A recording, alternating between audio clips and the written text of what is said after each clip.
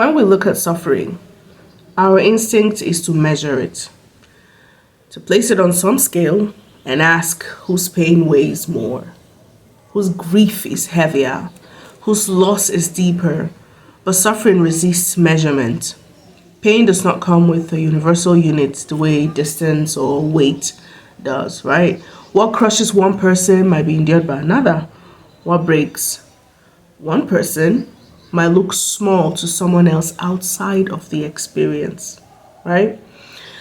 Suffering is both personal and strangely shared at the same time.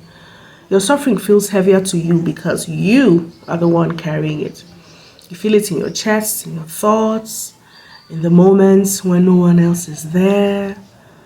Another person's suffering can look distant or smaller simply because you are not inside of their body.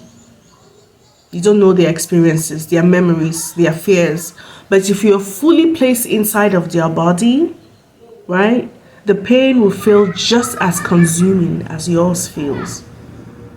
So the question of whose suffering is more becomes less meaningful than we think.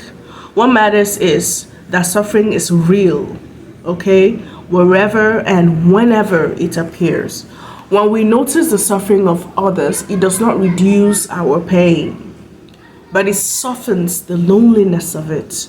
It reminds us that the human condition itself carries struggle, grief, disappointment, loss, uncertainty. We'll see that we're not uniquely cursed by hardship. We're participants in the same fragile human story.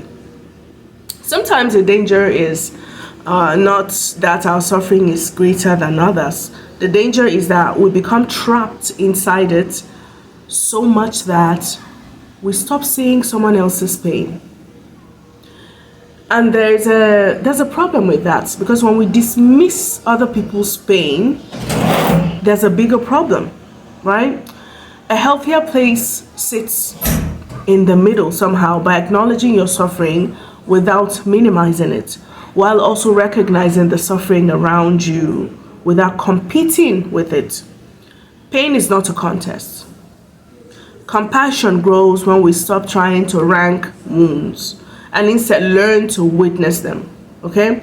Suffering becomes meaningful when it expands our capacity to understand another person's pain rather than shrinking our world around them and vice versa. Now, that is often when empathy is born. These are principles that we walk by at Shisha Wellness and Consultancy.